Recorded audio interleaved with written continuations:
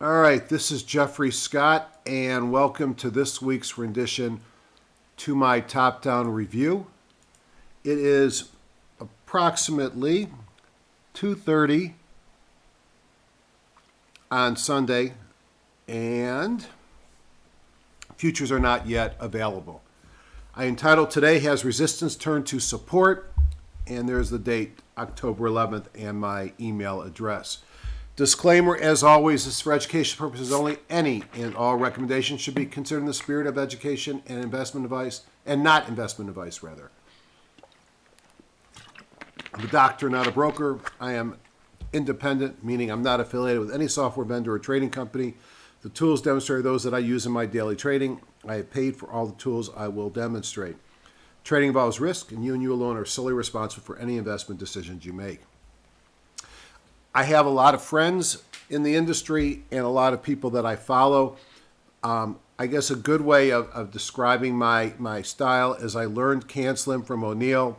Morales and Catcher took it to a different level with pocket pivots, Bible gap ups, etc. Ian Woodward and Ron Brown made it electronic and made it better. And then I supplement it with a number of other things here. Volume price analysis, volume spread analysis. Anna Cooling's book is cheap on Amazon and a great review. Van Tharp for position sizing, relative strength comparison, Dorsey, my buddy George Lee, Alexander Elder, and then can't say enough positive about John Person. John, author, trader, inventor of various indicators. I've become good friends with John, but I've been using his products for a number of years and started a user group where I combine the best of HGSI and his user, the Person users, called the Pug User Group for those that own the lifetime package. I have a number of programs. I typically hide my desktop because, well, one, it's not your business how much money I've spent on this stuff, but more importantly, not to distract you. I use TradeStation, Thinkorswim for trading, as well as Genesis as a real-time platform. I do most of my analysis end of day with HGSI and EdgeRater. I supplement it with various websites and seasonality programs. Here's just my favorite picture from the sector review. I take this from TradeStation. I look at this constantly. It tells me where money is flowing and not. And you can see that the red is in the financial world. Financials, regional banks, insurers, brokers are where some of the weakness was seen, mixed on credit cards. This was an interesting week where we did see things like miners, copper miners, zinc miners rise up.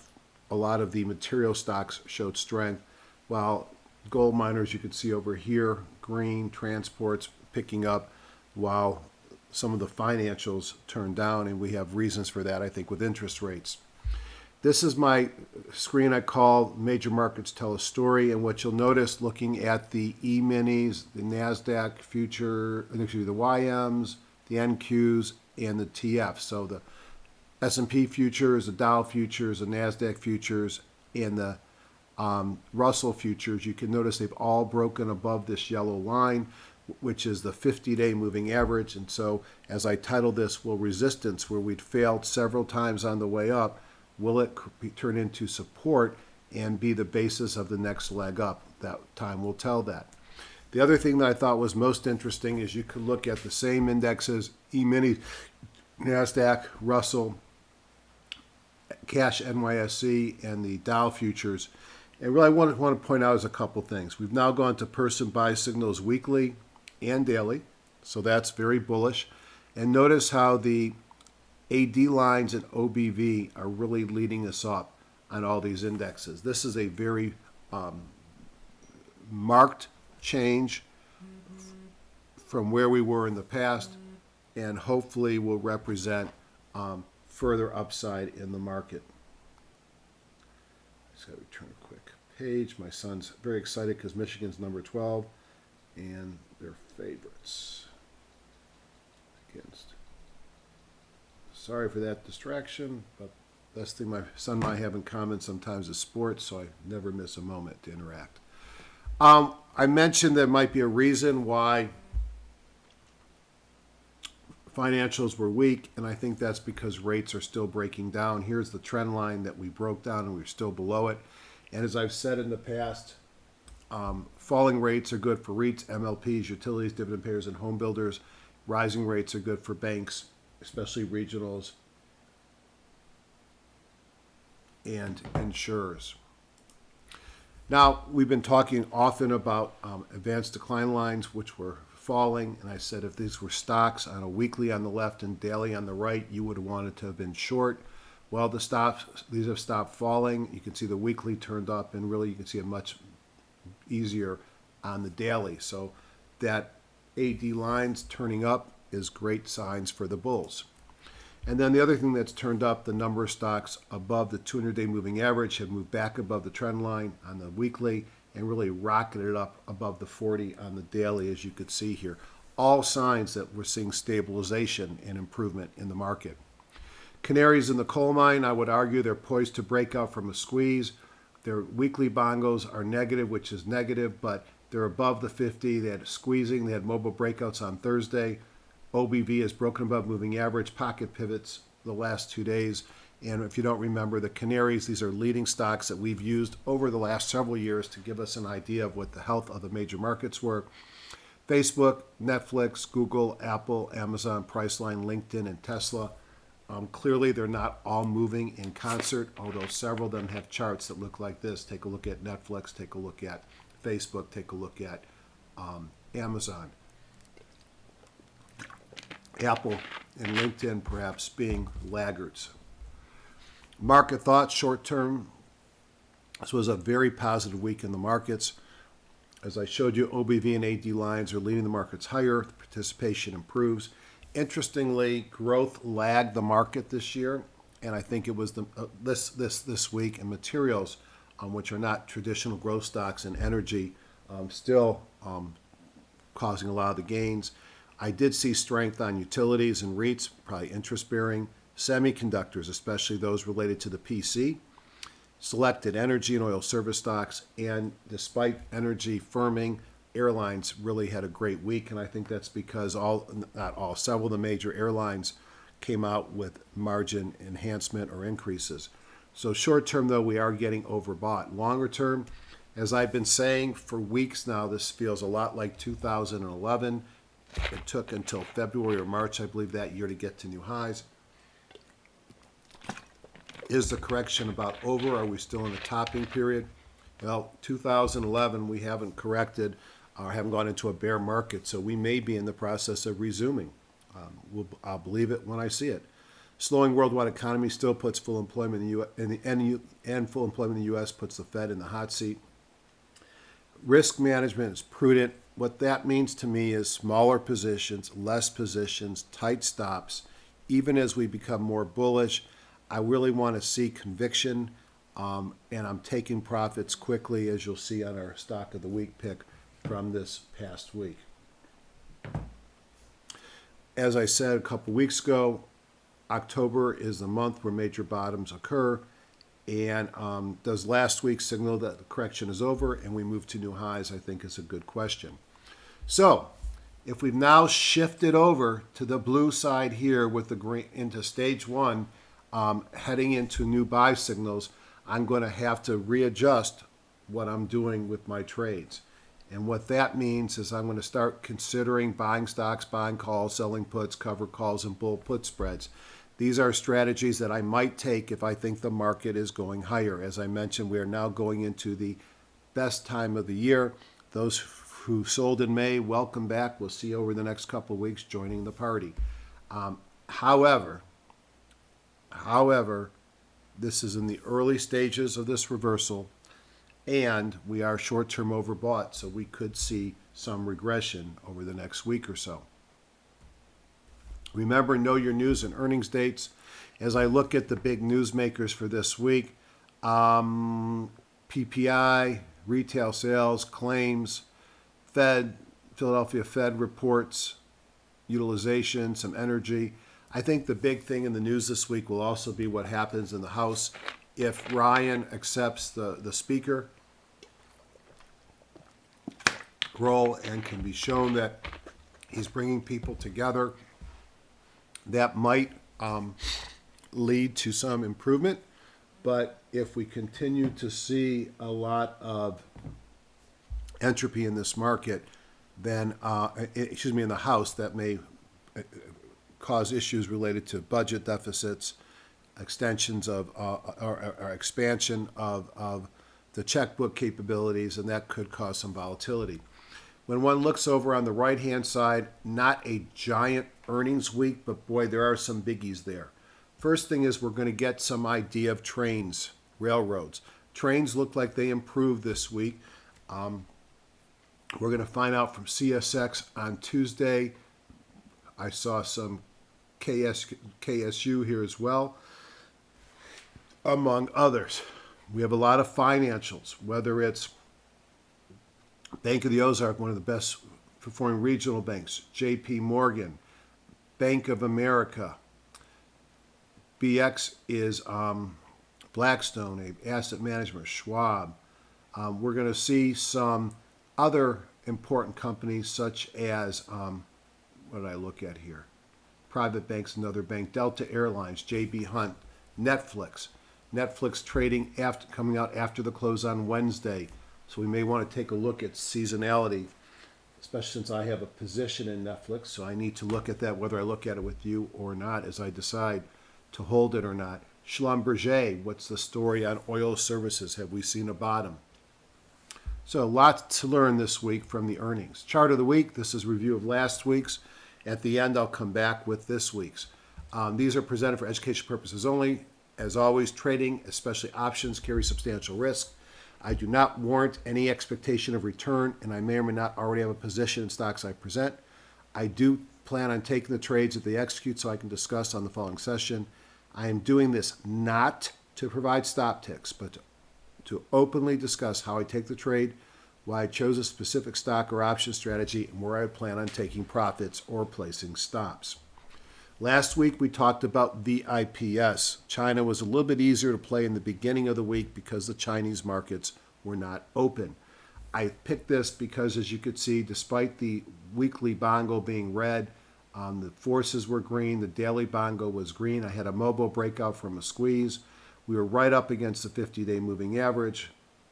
PSAR had reversed, OBV had turned up, and we had a big kahuna.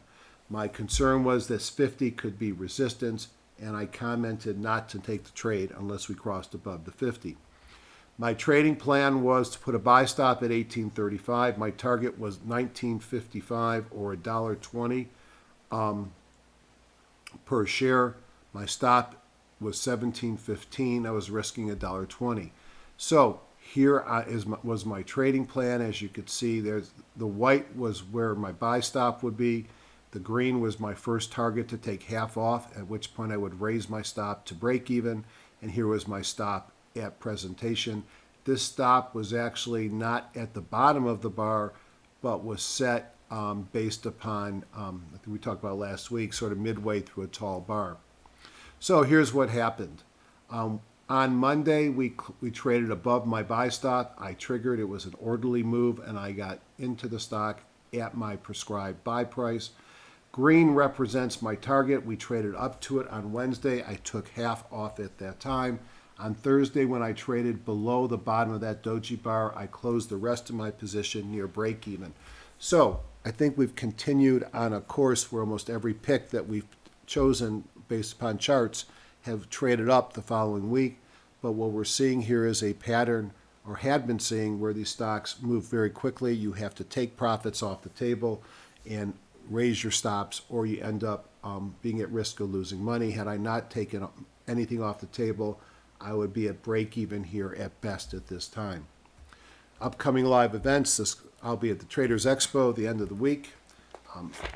October 16th through 18th, I'll be at the Orange County meeting with Greg Mills, which is the George Lee meeting.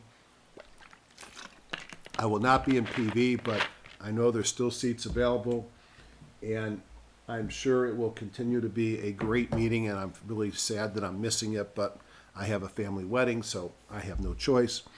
And then the following weekend, which is 2 weeks from now, I'll be in Palm Beach Gardens speaking at John Person Summit.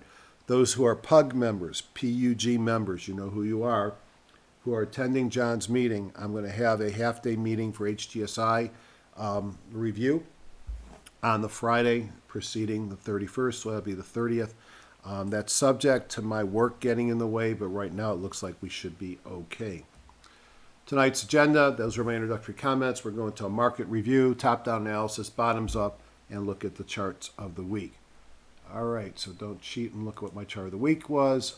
It's my lovely wife saying, why do I keep doing this? But I do it because I like to.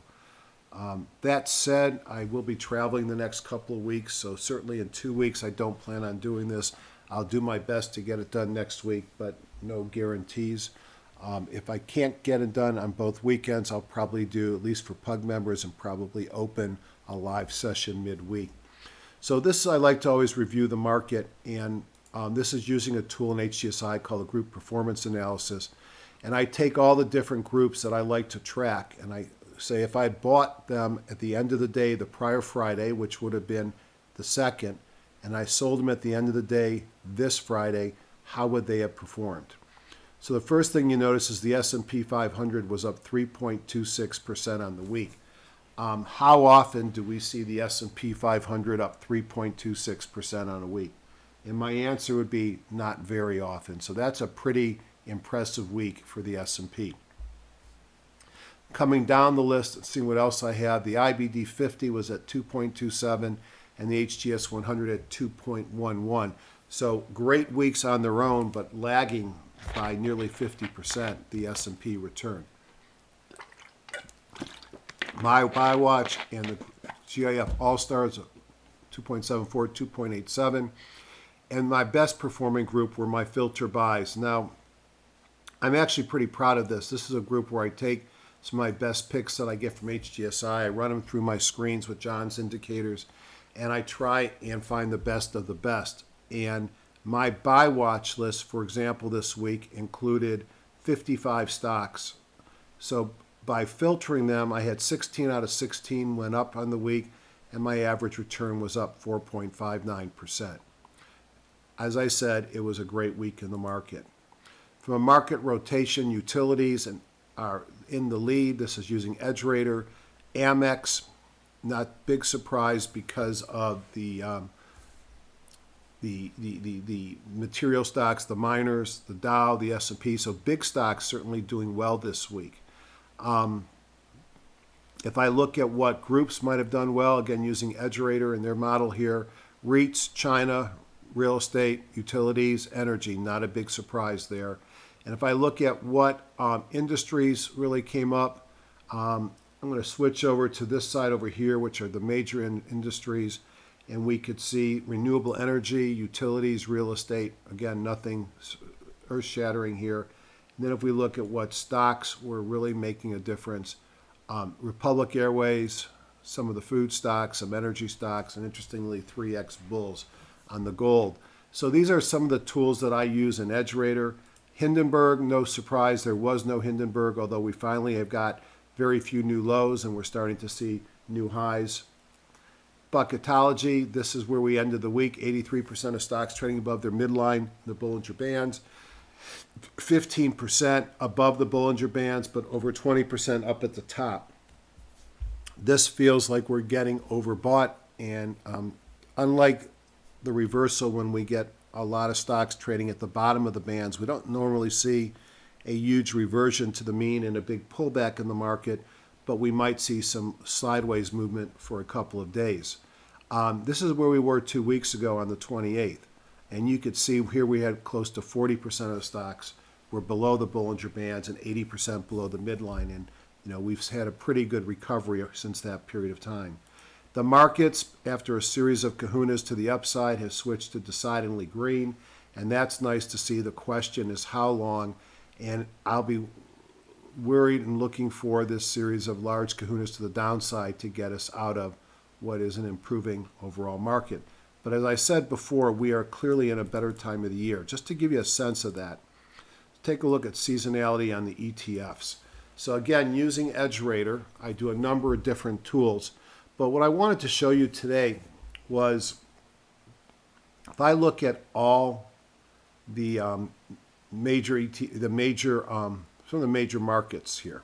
We'll start with the major markets. And some like semis and a few others thrown in. you could see, except for the VIX, which is flat over the next month, we see some pretty big moves, 6% in the semis, 6% in the transports. No surprise that trains, trucks, and airlines are starting to look good. And look at the number of years positive versus negative over the last 20 years. We're getting into a very positive time in the market. If I look through a larger group of sectors, you can see that, again, none of them were negative, and some of the best were oil and gas exploration, something to think about. I move over here, and remember what I try to do here. What I did here is I took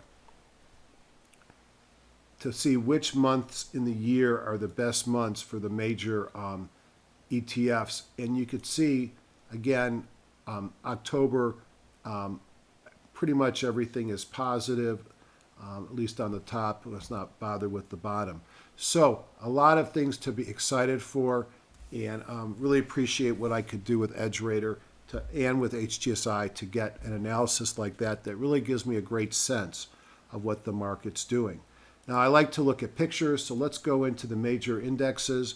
And again, I combine a couple of different things here. I combine some of the tools I use with Alexander Elder. He has a thing called the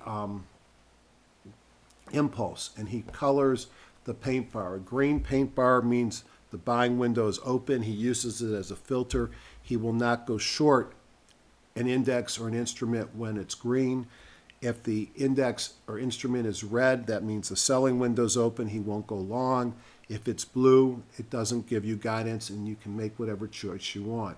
I'm looking at this in daily, weekly, and monthly. The arrows are the current arrows on from John Person's indicators, and we should now paint arrows in 9.5, which is a great thing. I also look for little dots tied to the price bars. If I see them, I'll point them out, which is Elder's MACD histogram scanner to give you a sense if we're getting overbought or oversold.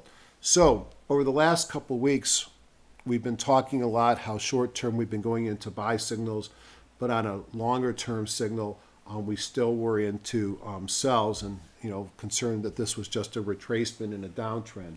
Things are looking better. Here's the NASDAQ. Person signals in a buy.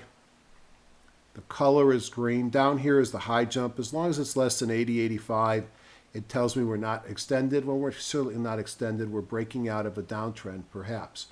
We're now getting blue bars on the weekly and now blue bars on the monthly. So it's becoming less negative from the Elder indicator, although on the NASDAQ, we're still in person sell signals on the weekly and monthly.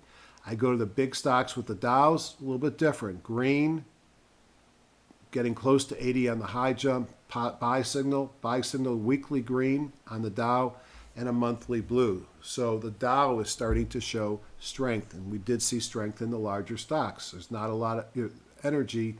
Well, there's perhaps more energy in the Dow and the other large cap indexes.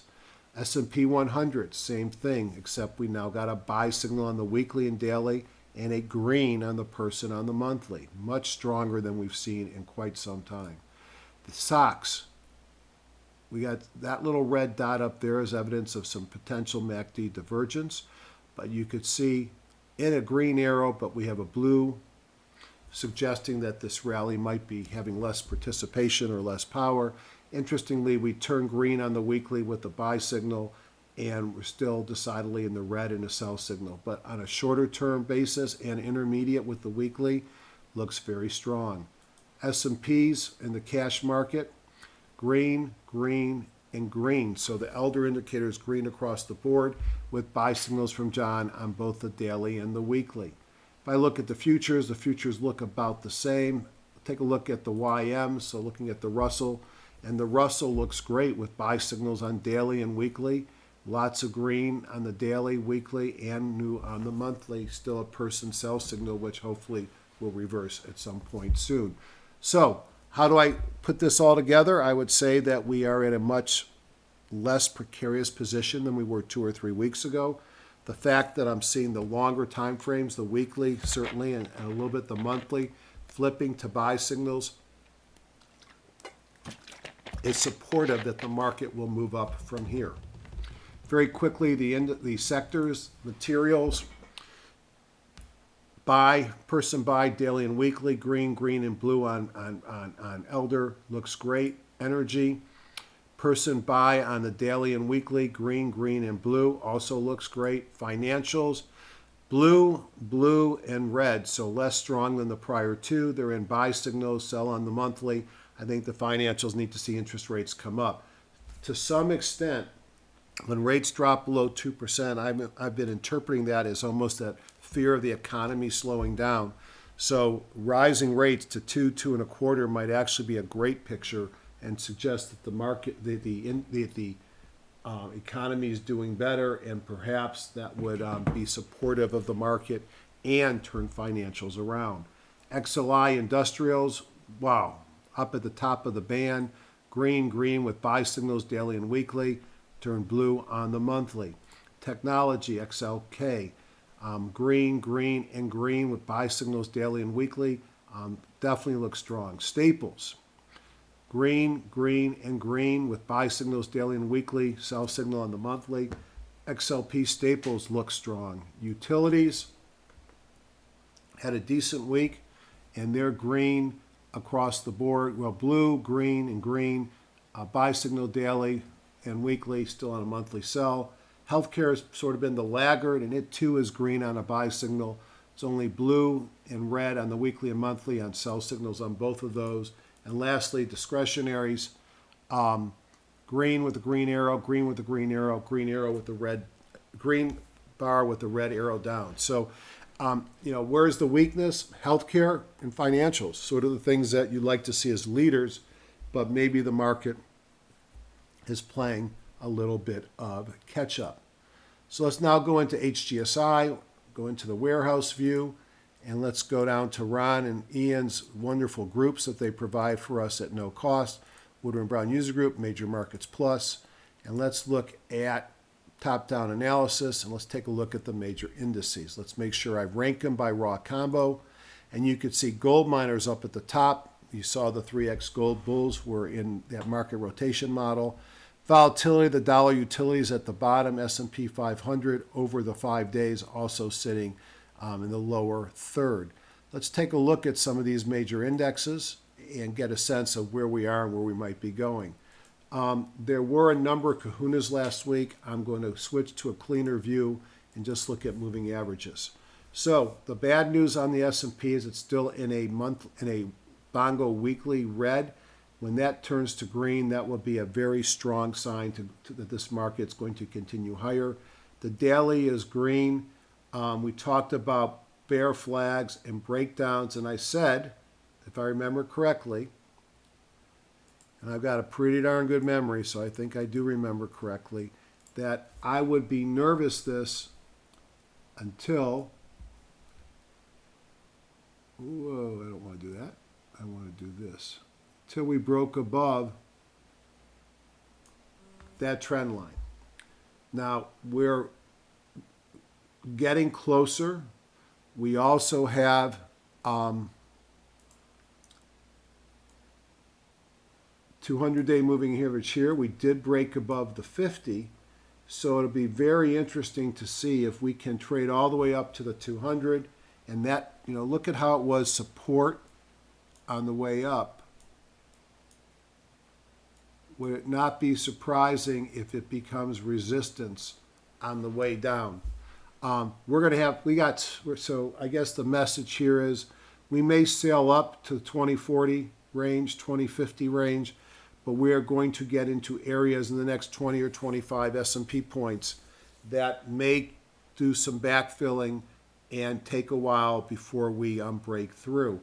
I'm still bullish, but I think we've run a long way, and this is part of the overbought symptoms. If I look at the Dow Jones Industrial Average, we've made it really above that same line here.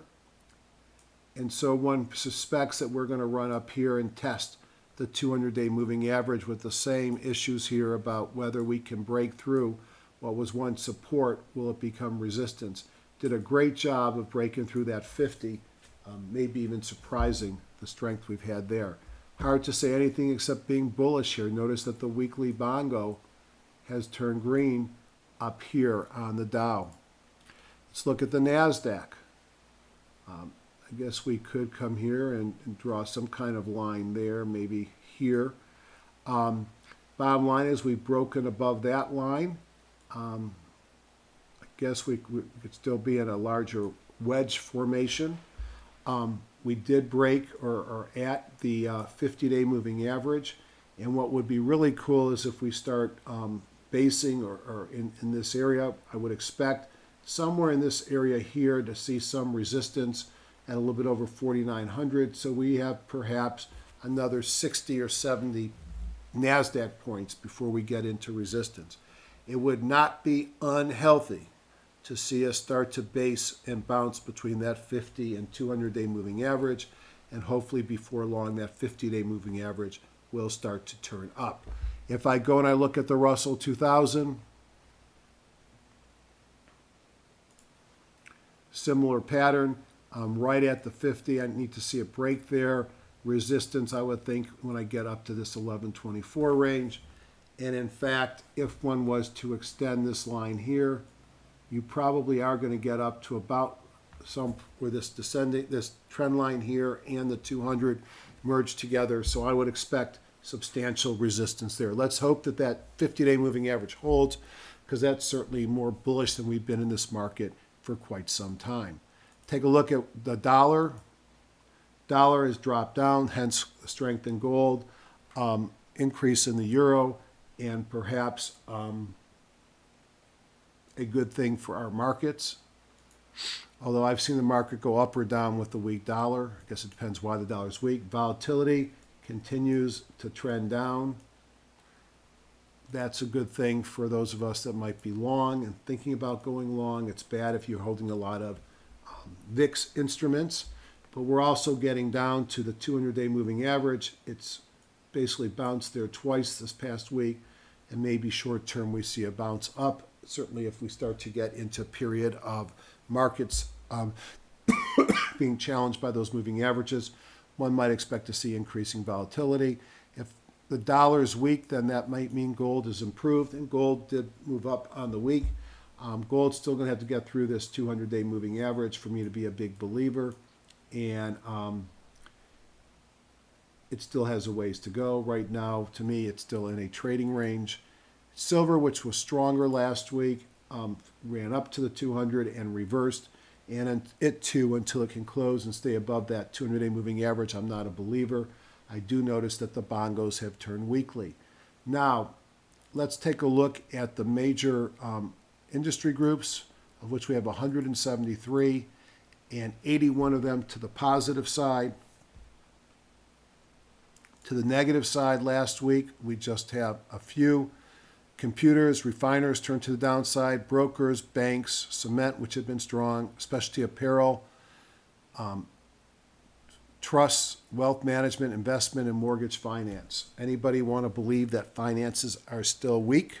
There you go. There's your proof. The refiners were a bit of a surprise to me. Perhaps it has to be a changeover and that they're going to have some issues over a short period of time. Customary for me to take a look at the top 10 groups and those that are working. So let's go back up to the ones that are doing well. When I see this here, this is probably a small group that had a takeout. So let's just take a look at this real quick. Everything is underneath the main index. I like AHS for a bounce here, so let's take a look at it. I don't understand why this group is up at the top. So this is one of the previous stocks of the week. Great place to buy it off of the 50. On several occasions, it pulled back down here to the 200, which frankly was also a good place to buy it in hindsight. You could see the group strength in dark gray here. Its OBV is negative as it's pulled back. It might be something to put on a watch list to see if it can get constructive and move up. It would sort of be a bottom fishing and not one that I would recommend for everybody. Base metals.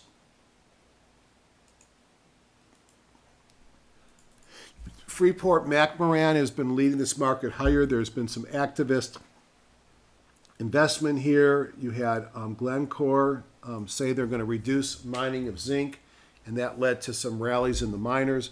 If I want to take the bullish case, it's had a big move off the bottom of about 70%. The concern being it's in a very long downtrend for many months, probably many years, going back really to 2012. They made some stupid acquisitions in energy. Now with energy turning up, maybe they won't be as stupid, the acquisitions. I would expect it to have a lot of resistance when it gets up closer to that 200-day moving average.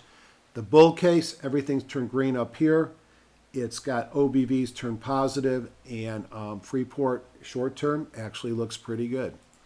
Horsehead Mining, this is a pure zinc play, had a big gap up on Friday when the Glencore announcement about reducing zinc mining. Still in a big downtrend. Century Aluminum, despite Alcoa's bad earnings, this is what bottoms look like to me. Here's a stock that has been in a free fall now for quite some time. Here's that pattern that I like to show. And is this setting up a new base here? Maybe. Earnings per share growth is decidedly negative and unappealing. Earnings are due October 29th. Trades on a lot of volume. Trades at a super small multiple of 3.25, which is below its 5-year, low end of its 5-year range. Looks like a bottom, might be something to go bottom fishing. Notice the kahunas. Cheap stock to consider bottom fishing, just know what you're doing. Another cheap stock to consider bottom fishing is Tech Resources. Tech Resources, a Canadian company. One of the things I like better about this one, it pays a 3.2% dividend, trades at a much bigger multiple. It's a big company with a lot of assets, but it too has been in a horrible downtrend. This is kind of why I say material stocks did better than growth. Airlines had a great week. We'll go through several of these. American was one of those that came out with some very positive words about its margin. And you notice it had a big move up on Friday, still in a downtrend below the 200 kahunas, pocket pivots, mobile breakouts, everything turning green, earnings per share growth much higher than its multiple. I think this thing is underpriced. If you put a multiple of 8 and you take $263, $1.76, $4.40, is this a $60 stock? I think so. But a lot will depend upon economy, the PRASM results. But right now, I think this goes higher, especially with their comments on margin improvement. United also had positive margin, and you could see it's bounced off there as well. Both these are in downtrends. I compare that to Delta, which is above its 200. Had a kahuna, everything going green. Mobile breakout from a squeeze. Great earnings per share growth. Pays a small dividend. I think I've been in this one for some time. I write calls against it because the stock doesn't do crap. That's not a real word. Since December of 15.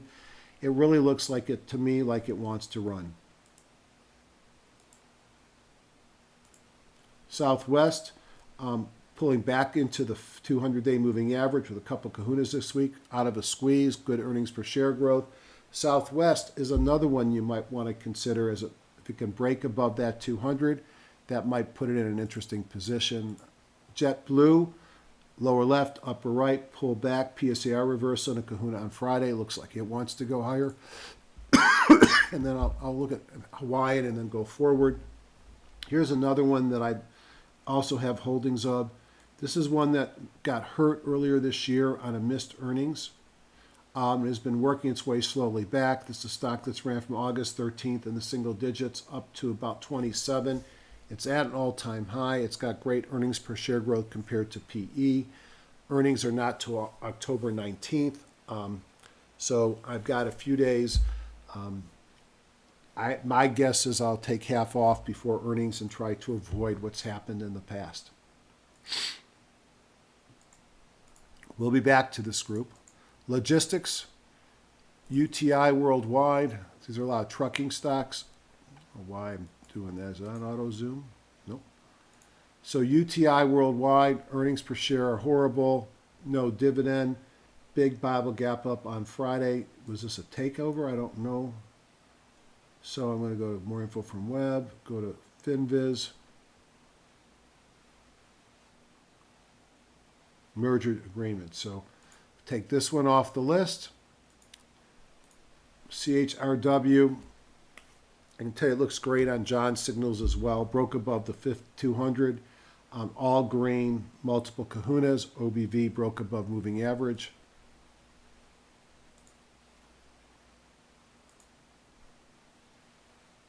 I like CHRW, the best of those. I don't usually go fishing too far below the leader. Precious metal mining, great weeks if you look at those 5-day performances, but boy, have these been stinkers. So is it time to get long into gold? I don't know. I'd like to see it break above the 200, but with the weak dollar, some concerns about worldwide growth. Notice that the revenue has turned positive again in growth on Goldcore. Makes money, although it's got no earnings per share growth.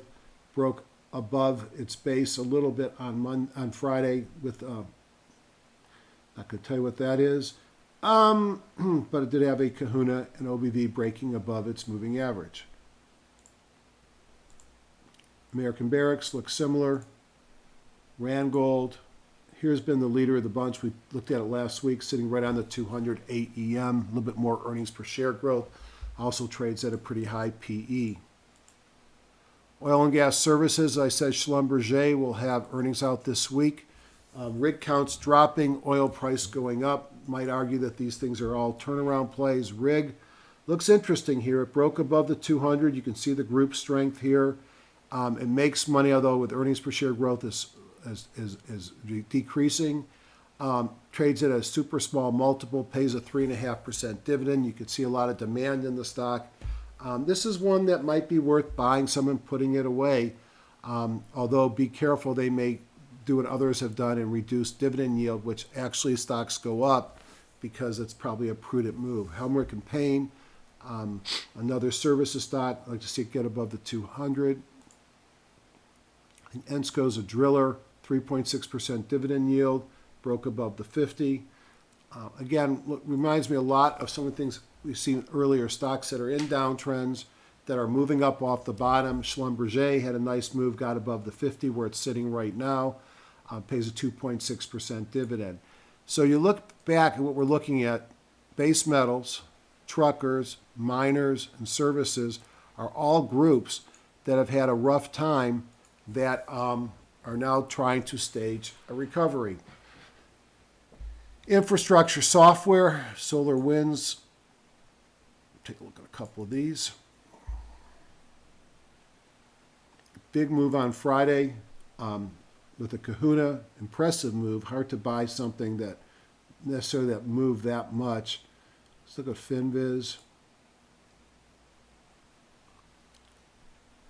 Stock soars on talks of sale. Yeah, I mean, I don't chase that. Oracle, downtrend, broke above the 50. Don't like its earnings per share growth. Citrix, Red Hat looks more interesting. Red Hat makes money, small earnings per share growth, trades at a pretty big PE. In an uptrend, pulled back to the 50 and broke out of a squeeze with a mobile breakout, squeeze and pocket pivots. Not my favorite stock of the week, but not a bad looking chart. Rackspace in its own little special bear market. Biotech, a couple of them popped up this week. Take a look at the first couple. Regeneron at a decent buy point down at its 200-day moving average, moved up on Friday. Not without risk. It does have earnings per share growth, trades almost twice its multiple twice its growth rate.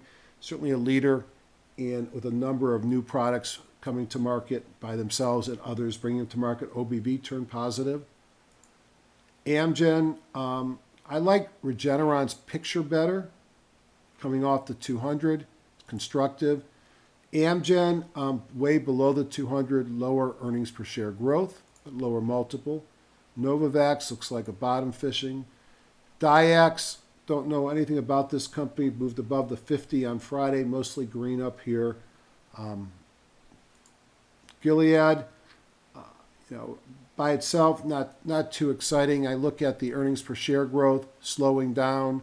Great company, a lot of cash on the books. I think this one goes higher as they'll do an acquisition that will be accretive, but that remains to be seen, and there's nothing announced.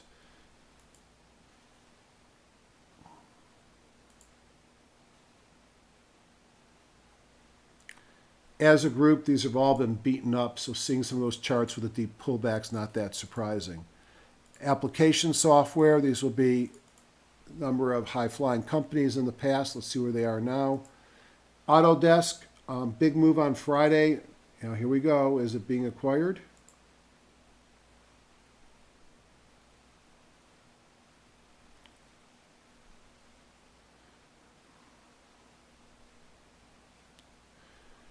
Nope, no acquisition. So we have a stock downtrend, big move up above the 50. Three kahunas in the last 6 days. That's very bullish. Come on, mobile breakout squeeze, everything turned green.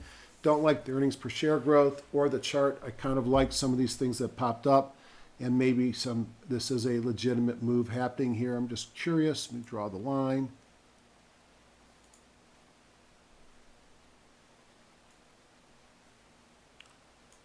This really depends on what trend line you're going to pick and when you're going to start it.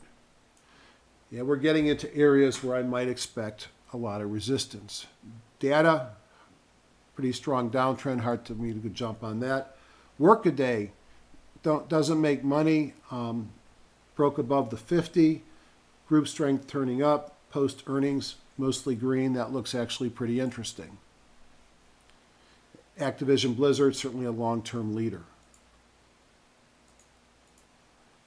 Specialty Pharma, another group that's been in a lot of pain.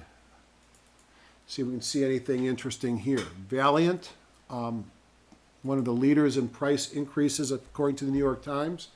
Also was a big price increase in the stock. It gave up all of its 2015 gains, which is why I never feel bad taking profits. I still have some in this.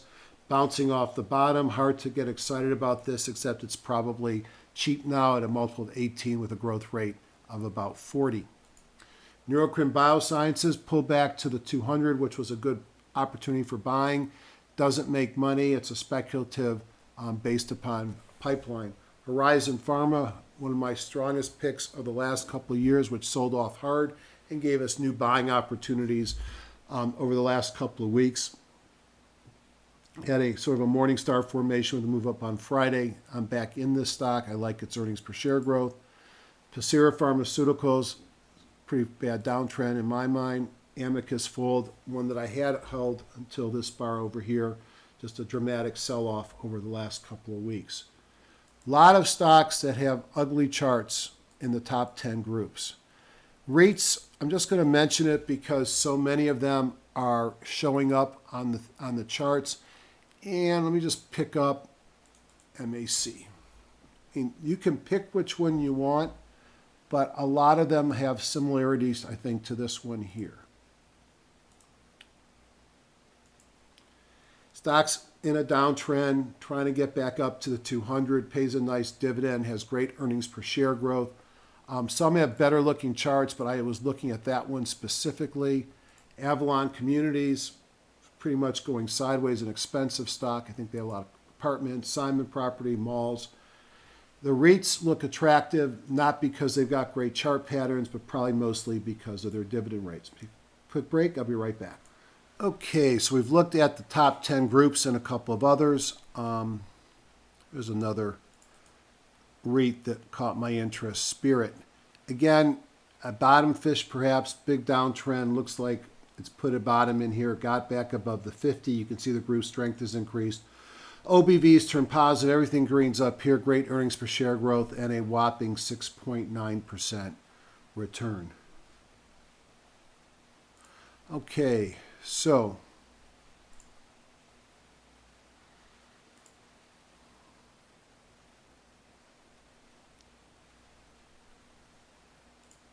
pull up some seasonality for a second here because I got myself interested in looking again at Netflix.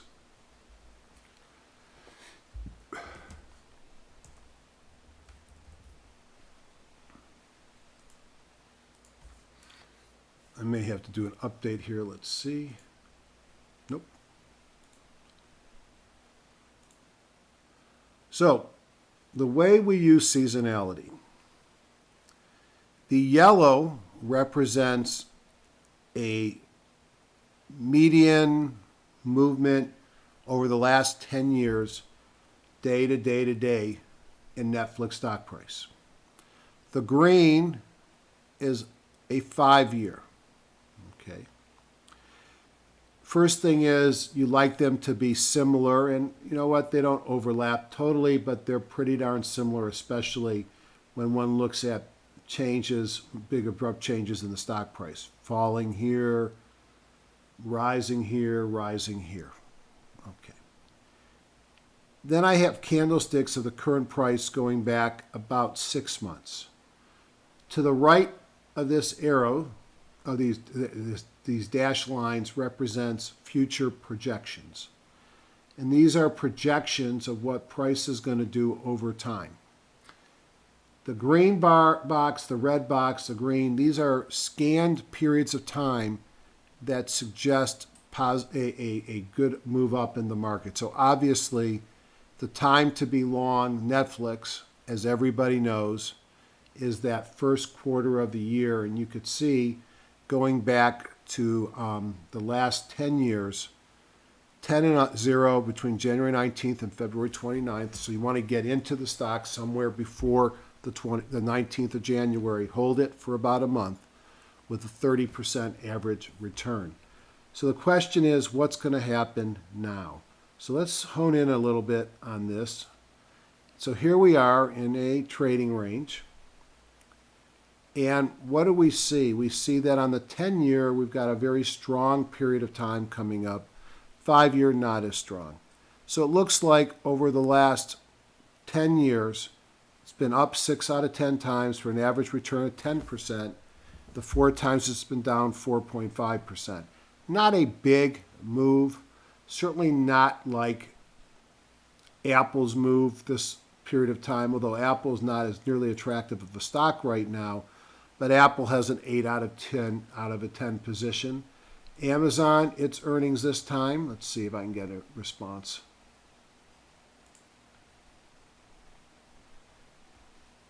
Well, this is interesting.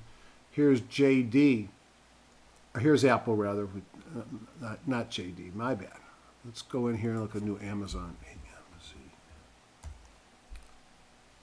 So Amazon, looking at this period of time, 8 out of 10, 13%. So Amazon has good earnings seasonality right now. Netflix is okay. Apple's pretty good. Amazon right in the middle of its upwardly trend line, going into a seasonally strong period of time. So feel good about my Apple, medium about my Netflix. That was seasonalitytrader.com. There's really there's 3 full-featured seasonality programs. There's Best Choice Software, which has been around for a long time. Could use a remake from a look and feel, but it works damn good. You have Magenta Trader, which was started by someone who left Best Choice, Derek Pilger. It's now a web-based program,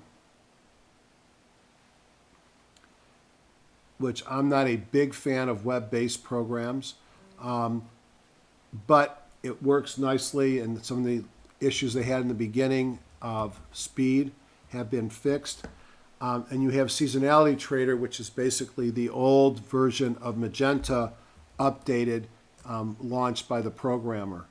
So this is what Magenta Trader looks like. It's got some features that are different. So Netflix, so they're not telling me that I should be going long Netflix. In fact, they pick a negative period of time between November 16th and January 7th, down 7 out of 10 years. The big uptime, again, being that period around January 19th. Here it says go in January 13th. If I look at where we are today, and I look at the next 30 days over on the left, you could see how the next over 10 years, over the next 30 days, we've been positive 7 out of 10 times with an average response of 17%. Last year, 2014 and 2011 were really tough years with Netflix. They must have had bad earnings, those numbers, and you could see moves that are quite dramatically to the downside. I think the price increase on Netflix is a game changer. I can't imagine anybody dropping Netflix because they raised price $1. Let's go back into HGSI, into the warehouse view. So I went through my usual hundreds of charts this weekend. Here's the ones on my buy list. And then we'll look at the filtered buy list to see if there's anything there that looks interesting. And then we'll finish this with the charts of the week. So my overall buy watch list is on this. Paycom, big move last week.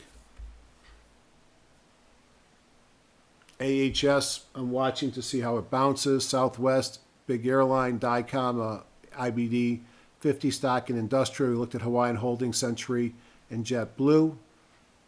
These are the ones that made it through my first screen. If you're interested in them more, you might want to stop your computer. Here's the ones that I call my filtered buys, and these are the ones that I'm going to be actively trading at least as the week starts. So let's take a look at these. First, let's do it in both.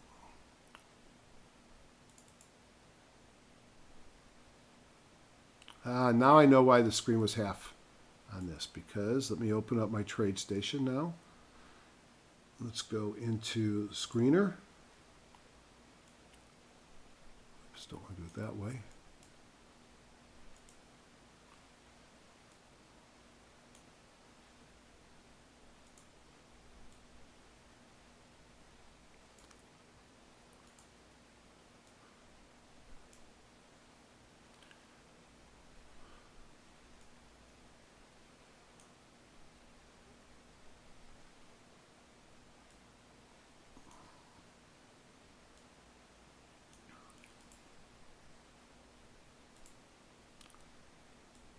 All right. So let's start with Paycom.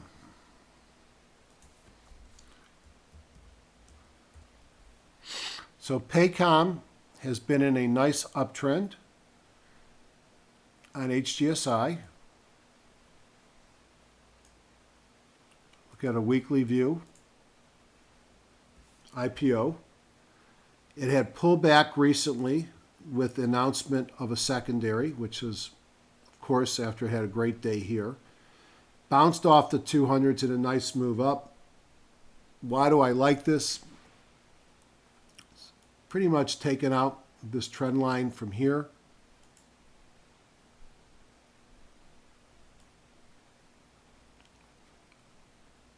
Or about to, and a move above this trend line I think will be quite bullish. It's in a weekly buy signal. It's in a daily buy signal, and I think it's poised to go higher. Good earnings per share growth, at least the next quarter. So the next one on the list, let's start with, all right, let's go to Aaron's. Not an exciting business plan. I think this is a furniture rental company. Lower left, upper right, kind of sort of a little bit loose, breaking out here, which is interesting. Couple of pocket pivots, OBV high, all green up here. Let's take a look at AAN on my person signals. New buy signal on Friday, OBV heading up, well above moving average, OBV heading up, and on a daily buy signal. It's already had a bit of a run, but it did pull back and looks like it wants to go higher. Skip that one for a second. We looked at CHRW. I talked about it within my top-down approach. Breaking out, I thought, was my favorite truckers. Look at the OBV leading price here. It had a high close doji on Friday with the buy signal. On the weekly, in a weekly daily buy with the high close doji here, OBV great. I think CHRW looks very compelling. Century Aluminum we looked at before. This was sort of a bottom fishing stock. Looked like it's bottomed and moving up. Weekly high close doji on Friday. OBV right direction but below moving average. Daily heading up. OBV looks okay. You just have to realize you're buying a retracement in a downtrend, and this may or may not be a great bounce. Chewy's Holdings. CHUY. Makes me think of one of my friends in trading who was a Spanish guy. We call him Chewy for short. Restaurant, weekly buy on person in a daily buy. OBV is very strong. Look at all my indicators that turned positive on Friday. You can see all the green here, a Bible gap up, Kahuna closed in the upper part of the day. I'd have to spend some time and decide if it's too expensive, but I like Chewy, nice lower left, upper right. Fix has been one we've been looking at for some time. High close doji on the weekly, buy signal weekly and daily, OBV strong, looks good. Hawaiian Holdings, we looked at this earlier on HGSI in my top-down approach. You could see it too had a high close doji. High close dojis, if you don't know, are one of the best signals that John has. Whole trading system goes around it, but come to one of the live meetings to learn about that, or go check him out at personsplanet.com. IMAX, this was a bit of a bottom fish for me. Had pulled back a lot over the summer, but I thought OBV was strong on weekly and daily. Weekly buy, daily high close doji and buy. I thought IMAX looked good. I can put my stop right above the 200. We looked at JetBlue as a stock that had pulled back, but has been a big leader. And weekly buy, daily buy. I'm not sure I like the volume. I probably would not have picked this if I spent more time looking at it like I'm doing right now. Still think it's a leader. It might do fine. I like my chart of the week better. Here's that MAC that I pointed out, sort of a nice earnings per share growth rate and a decent dividend in a REIT. Let's take a look at it here. Look at the OBV leading on both the weekly and daily, on a weekly buy, daily buy. I like this picture a lot. Norfolk Southern, this is a train. Here's sort of bouncing off the bottom. Several of these are my picks this week. This is kind of what you often see at periods at reversals. Let's take a look at this. NSC. High close doji on the weekly, daily, weekly, and weekly buy signal. Daily OBV heading up, weekly OBV still has some work to do. So this is another higher risk bottom fish play. But these are the kind of things, when they move, they can really move. Haven't talked a lot about bottom fishes of late, have we?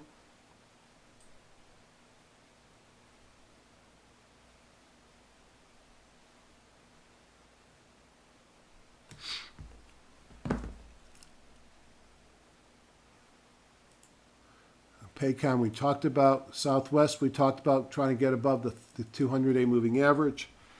I think there were things I liked about it here as well. Weekly buy, daily buy, OBV very strong, coming out of a squeeze. I think this one looks interesting. I'd like to see it get above that 200. TCK, another one of these bottom fishing stocks. I like bottom fishing stocks at major market reversals. I said it, they're higher risk. They're not necessarily great fundamental stories, but you can get a really nice move out of these guys if this market turns.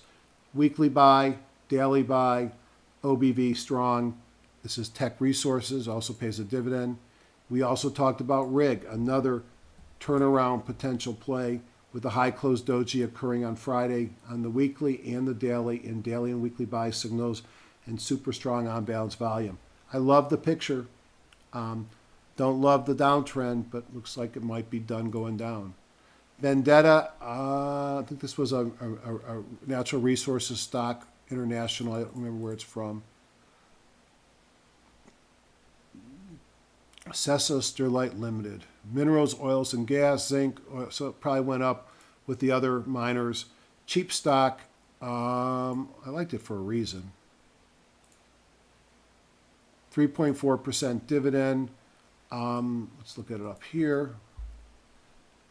VEDL, couple of kahunas, I like that. Downtrend, buy signal weekly, buy signal daily, lots of signals coming in on the daily. I'd like to see it do some more work, but like Techninco and RIG and the trains, things that I'm going to be sticking on my watch list. Speaking of bottom feeder, here's a coal stock. Doesn't this look like it's done going down? Ran up, stalled here on the 50s, gone sideways for a couple of months. Two kahunas coming in, breakout there.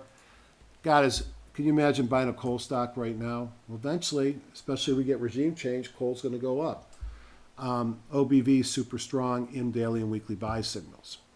On that note, I think that's it. Yep.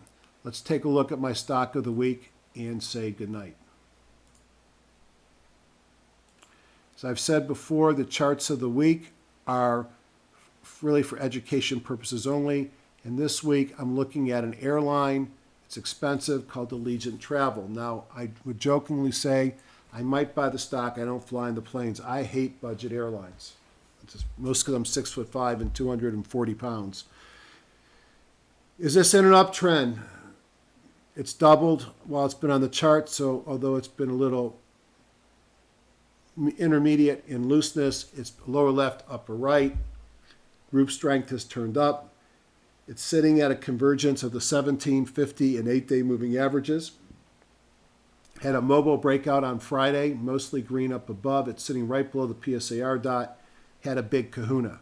So I'm interested in going long. I call this airplane stock my get on a plane setup. Not because it's an airplane, but I like to find stocks that are sitting on their 50-day moving average or close and basing.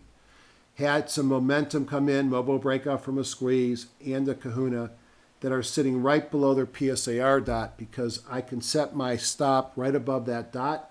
I can get on an airplane. I know where I'm putting my stop. And if the market trades up orderly, I will get filled. And if the market drops at the open, I will not get filled because it had to move up to fill me. And I can usually keep my stock less than 8% at a very relative intelligent place. So here's my trading plan. It's got PPS daily with a high close doji and weekly. OBV is about to cross the MA on the daily. It's strong on the weekly. It's got a mobile breakout, squeeze, and a kahuna force. And the PSAR is close to flipping.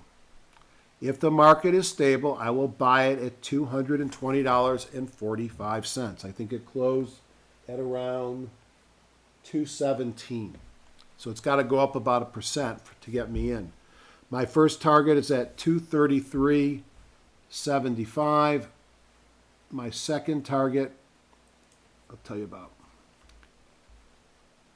My second target is closer to 240. But right now, the way the market is going, I worry first about my first target. My stop is at 207, so you could see buy if I get above the white, half off at the green, stop at the red. I set this as the lowest and a number of bars to the left. It assumes a risk per trade of $13.20, which is 6%, which means I can only buy about 150 shares. That's okay, because at $200 a share, that's expensive stock. I think this is a high probability trade, mostly based upon the nice basing, the high closed doji, and the rest of the fundamentals. If I hit this green bar, I will have a sell stop for 50%. All it's got to do is touch it, and I'll be out of the trade for half. I will raise my stop to break even, which is the white bar, and guarantee that I'll make money on this trade, barring gaps. So, being that it's so expensive, I ran one of my favorite programs to see if there were any other bullish trades that we could take on Allegiant Travel. So what you see here is various types of trades that are bullish. A bull call spread, where I buy a spread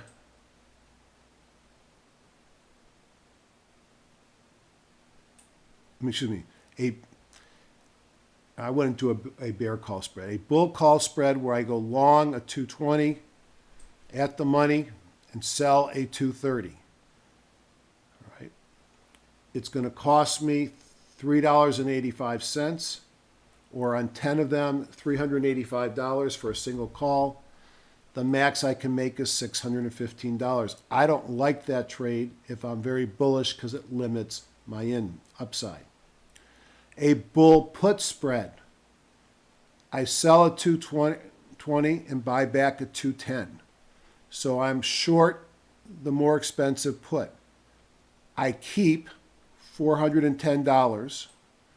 The most I can make is $410, but I can risk the $10 minus the $410 or $590. I don't like that trade. How about a covered call? I buy 100 shares at the open on Monday, and I sell one call, which is 100 shares worth of 220. It will cost me to do that, the price of the stock, and I'll get back $940 in premium. The max I can make on that trade is $1,172. My maximum risk is $20,828, and I don't like that one. How about a long call? I buy the call for $940 at 220. It's got to trade above 229.40 for me to make money, but I have an infinite gain. So some people might buy a long call. If I want to cap my gain and increase my likelihood of a positive trade, I could sell a call against that long call, which would be that bull call spread. But for the $350 or so that I take in as premium, I'm limiting my return to that $10 difference in strike prices minus or plus. Actually, I'm paying out on the bull call minus the $385 I paid out on that call. I can be short a put. So I'm going to sell the right to buy that stock or to sell me that stock to somebody for $1,200, which means I make $1,200. The worst thing that happens is I buy the stock for $220. Now, the problem with that put is if the market drops a lot, then I still have to buy the stock back for $220. What you hope happens here is that somewhere between $210 and above, the stock closes by the third Friday in November. If it closes the third Friday in November at $221, I keep that entire $12 or $1,205. If it closes at $210, I still got paid $1,205 or $12 a share, so that as long as it stays above $207.95, I break even. So if I'm long Allegiant in my mind, and I want to have a high return, I can just sell a naked put, and as long as the stock trades above $207.95, I make money. Now the problem is a gap down could kill you, and you have at risk the whole price of the stock. So that may not be for everybody. What I like to do at the end of the day is this last one here, which is called a synthetic long.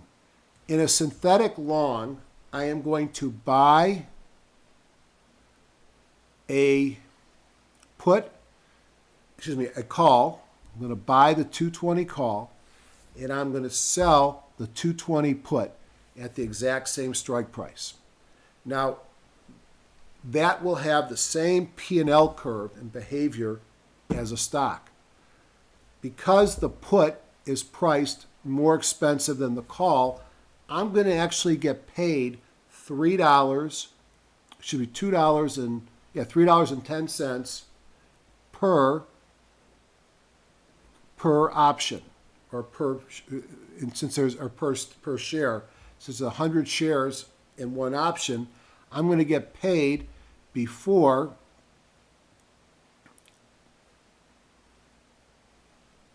commissions about $3 a share. So I'm getting paid money in this trade to buy the stock. That lowers my ultimate acquisition of the stock price to about $217.35. As long as the stock stays above $217.35, I make money on this trade. My risk is the stock goes to zero. Now, no one says I have to hold this trade until that happens, and I can still put stops in. My gain is infinity. So this becomes one of the rare scenarios where I have a credit, which means I put money in my pocket. I have an infinite gain. So if the stock goes to 400, I make money all the way up. And I have a loss that unfortunately is capped at zero or the whole price of the stock. Basically, I'm getting paid, in this case, to own 100 shares of Allegiant. I'm getting paid $265 after commission. And I make money if it goes up, I lose money if it goes down, and I start with putting money in my pocket. That's why I like synthetic longs. It probably became more confusing than I meant to. This is a program from Tom Joseph called Option Analytics that basically gives me some various spreads that make sense based upon the type of trade I want to do. On that note, have a great week, and we'll see you all next week, I hope. As I said, I may be busy the next couple of weeks. Thanks, everybody, and good night.